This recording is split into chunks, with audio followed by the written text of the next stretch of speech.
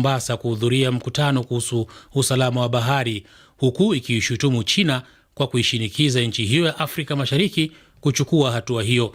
Hatua hii ya Kenya inamaanisha nini? Eric Irungu ni mchambuzi na mtaalamu wa masuala ya diplomasia akiwa jijini Nairobi, Kenya.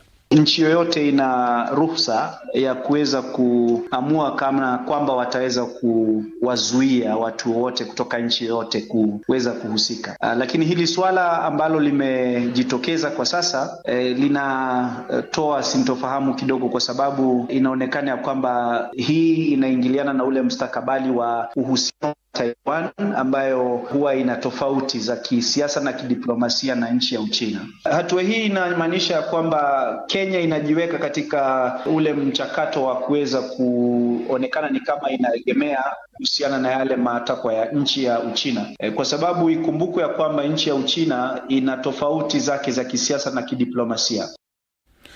Ni sauti yake Eric Irungu, mchambuzi na mtaalamu wa masuala ya diplomasia akiwa